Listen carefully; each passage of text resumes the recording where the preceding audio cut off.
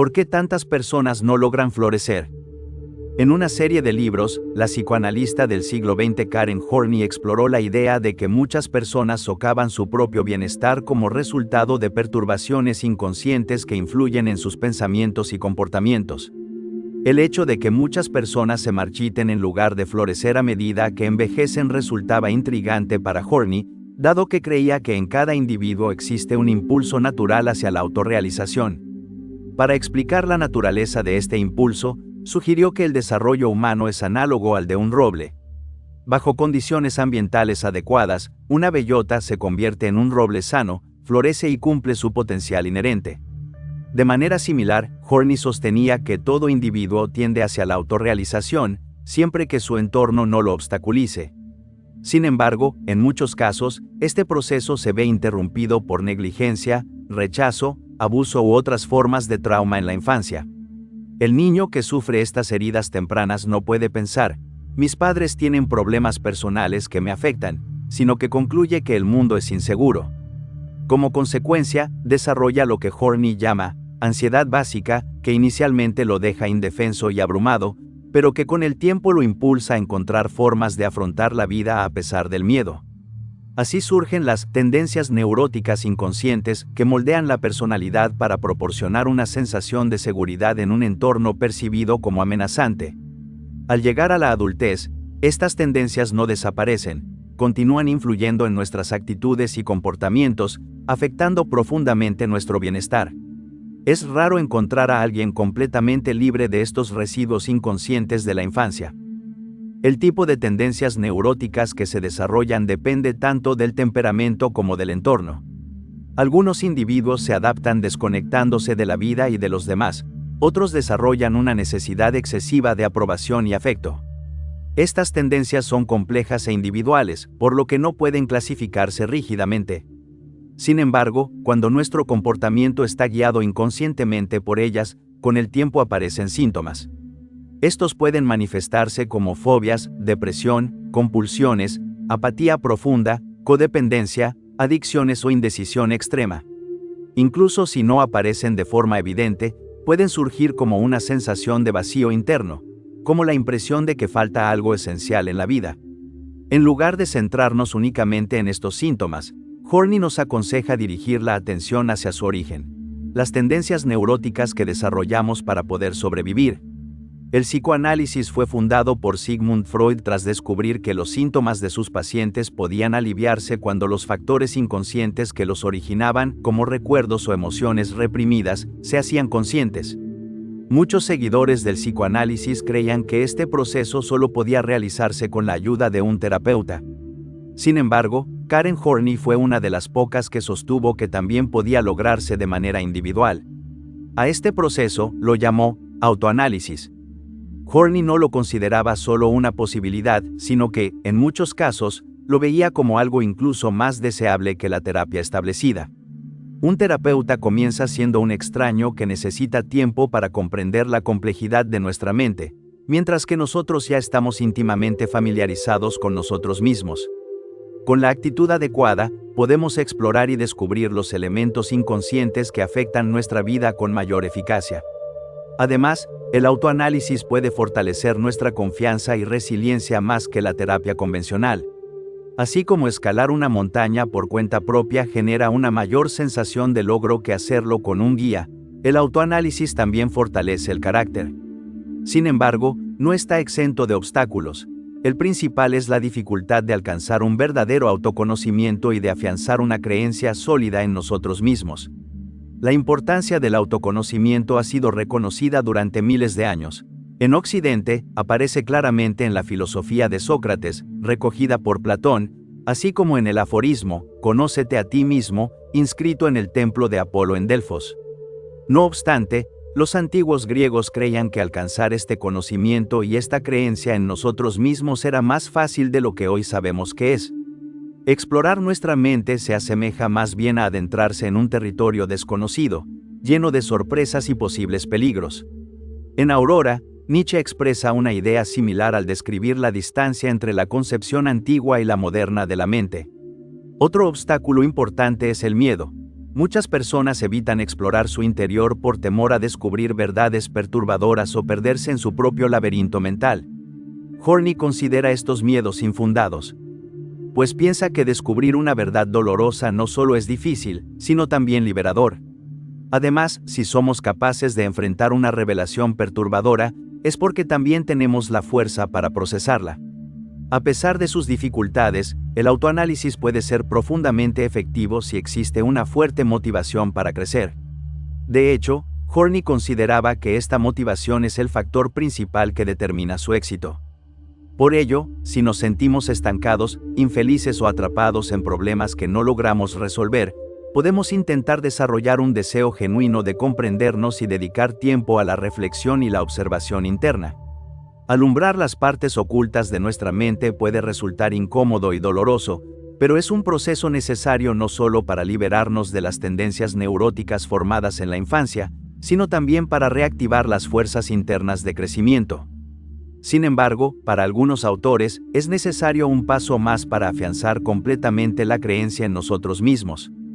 La vasta e inmensa mayoría de los hombres vive vidas de silenciosa desesperación. Henry David Thoreau hizo esta observación hace más de 150 años, sin embargo, sigue siendo válida hoy en día. A menudo, esta desesperación es el resultado de una sensación persistente de que estamos desperdiciando nuestra vida, acompañada de la frustración de que, a pesar de nuestro deseo de hacer algo con nosotros mismos, los años pasan y nada parece cambiar. Phillips Brooks comentó que quienes se encuentran en esta situación sienten lo que deberían ser, latiendo bajo lo que son. Si ignoramos estos sentimientos durante demasiado tiempo, permaneceremos para siempre atormentados por lo que pudo haber sido. En este sentido, debemos preguntarnos cómo escapar de una vida de silenciosa desesperación y de una débil creencia en nosotros mismos, y transformarnos de una manera más acorde con una existencia plena. No podemos cambiar nada a menos que lo aceptemos, escribió Carl Jung. El primer paso, por lo tanto, es reconocer que necesitamos cambiar nuestra forma de vida. Una manera sencilla de determinar cuán necesario es ese cambio consiste en observar con qué frecuencia nos afectan sentimientos de arrepentimiento, culpa, ansiedad, depresión y baja autoestima. Jung creía que, en la gran mayoría de los casos, estos síntomas neuróticos son el resultado directo de un enfoque inadecuado de la vida y actúan como señales que comunican la necesidad de cambio. Como escribió Yolanda Jacobi en su libro El camino de la individuación, a Jung le parecía que el significado del sufrimiento neurótico podía consistir en obligar al individuo a enfrentarse con el fundamento de su ser y con el mundo, y así adquirir un mejor conocimiento de sus límites y posibilidades. Jung pone, por tanto, el énfasis en el aspecto prospectivo, otorgando a las neurosis un significado positivo, en lugar de verlas únicamente como una enfermedad molesta. Según él, pueden actuar incluso como un estímulo en la lucha por el desarrollo de la personalidad y, paradójicamente, como un factor curativo. Sin embargo, cuando nos encontramos en estos estados emocionales negativos, la mayoría de las personas elige el camino fácil. En lugar de cambiar su comportamiento, intentan adormecer sus sentimientos o huir de ellos. Si pueden, recurren a drogas, alcohol o distracciones superficiales. A largo plazo, esto solo empeora el problema, y Jung ofreció una advertencia para quienes eligen ese camino. Podemos pensar que existe un camino seguro, pero ese sería el camino de la muerte. Entonces nada sucede realmente, o al menos nada de lo que debería suceder. Cualquiera que toma el camino seguro está, en esencia, tan bien como muerto. Después de aceptar que el cambio es necesario, surge la pregunta: ¿qué tipo de cambio conduce a una vida más plena, y por extensión, a una mayor creencia en nosotros mismos? A mediados del siglo XX, el psicólogo Abraham Maslow se propuso responder a esta cuestión. A diferencia de muchos de sus colegas que se centraban en estudiar a personas con trastornos mentales, él decidió estudiar a quienes sobresalían en la vida. Esto lo llevó a un descubrimiento importante: las personas más sanas y realizadas son aquellas impulsadas por una tendencia hacia la autorrealización, que definió como la actualización continua de los potenciales, capacidades y talentos, como el cumplimiento de una misión, como un conocimiento y aceptación más profundos de la propia naturaleza, y como una tendencia constante hacia la unidad. Maslow estaba tan convencido de la importancia de la autorrealización que hizo la siguiente afirmación: si planeas ser algo menos de lo que eres capaz de ser, probablemente serás infeliz todos los días de tu vida. Pero después de años de estancamiento, en los que los malos hábitos y patrones destructivos se han consolidado, ¿cómo podemos convertirnos en personas autorrealizadas? Una cita de origen incierto, a menudo atribuida a Ralph Waldo Emerson, ofrece una guía: siembra un pensamiento y cosecharás una acción, siembra una acción y cosecharás un hábito, siembra un hábito y cosecharás un carácter, siembra un carácter y cosecharás un destino. A la luz de lo anterior, podemos decir que el primer paso es el pensamiento. Para quienes buscan una vida más plena, esto implica elegir un propósito, una meta. Como señaló Maslow, las personas autorrealizadas están profundamente definidas por una misión de vida. Al hacer esta elección, muchas personas cometen el error de creer que deben encontrar su verdadera pasión. El problema de este enfoque es que ignora que, muy a menudo, la pasión surge después del desarrollo de habilidades. Por lo tanto, si no sabes cuál es tu pasión, es poco probable que la descubras solo pensando. En lugar de retrasarte demasiado, es mejor elegir algo desafiante que despierte tu curiosidad, sin preocuparte por si es la elección perfecta. Dicho esto, sembrar el pensamiento o elegir un objetivo solo tendrá consecuencias positivas si se traduce en acciones y en la construcción de hábitos que nos acerquen a ese objetivo. Tener algo hacia lo que apuntar es importante, no tanto por las recompensas externas que pueda traer, sino por la transformación que nos obliga a atravesar.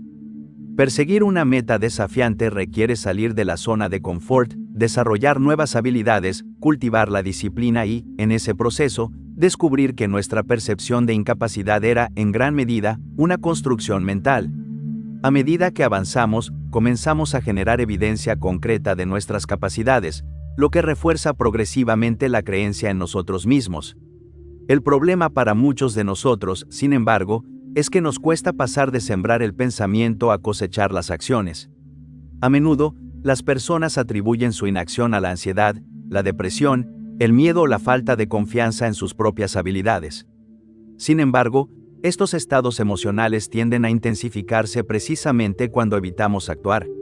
La inacción los refuerza, creando un ciclo en el que cuanto menos hacemos, más incapaces nos sentimos. Antes de tomar las acciones necesarias para perseguir sus objetivos, estas personas piensan que primero deben librarse de sus emociones negativas. Sin embargo, este enfoque suele estar condenado al fracaso.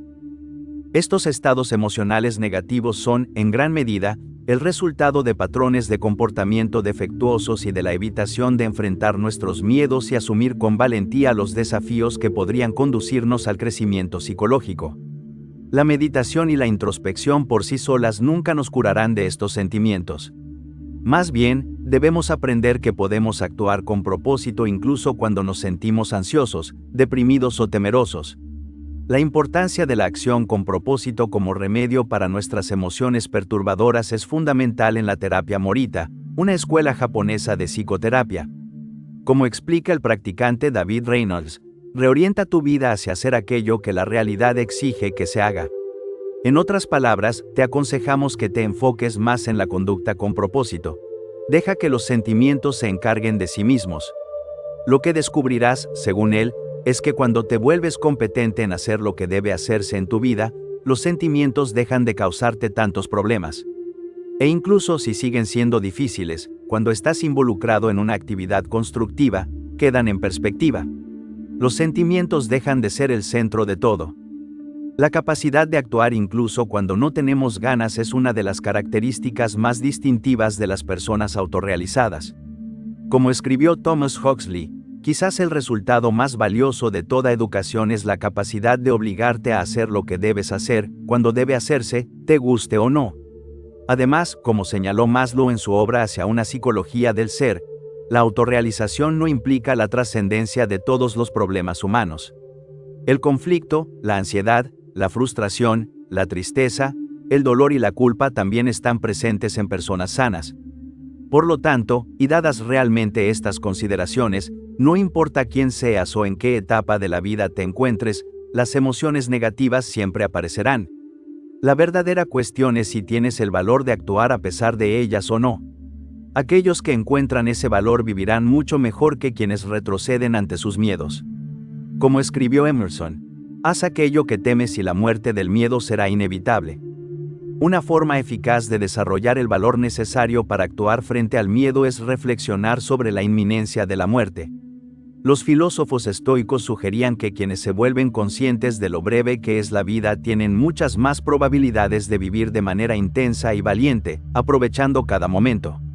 Marco Aurelio, claramente un hombre de acción, reconoció el poder de este enfoque. Recordar que pronto estaré muerto, dijo, es la herramienta más importante que he encontrado para ayudarme a tomar grandes decisiones en la vida. Porque casi todo, las expectativas externas, el orgullo, el miedo al ridículo, el fracaso, desaparece frente a la muerte, dejando solo lo verdaderamente importante. Recordar que vas a morir es la mejor manera que conozco de evitar la trampa de pensar que tienes algo que perder. Sin embargo, la conciencia de nuestra muerte es una espada de doble filo. Si retrasamos demasiado los cambios necesarios para vivir una vida más plena, y en lugar de esforzarnos por desarrollar nuestro potencial desperdiciamos el tiempo, entonces la conciencia de nuestra mortalidad dará lugar a sentimientos persistentes y cada vez más intensos de culpa y arrepentimiento.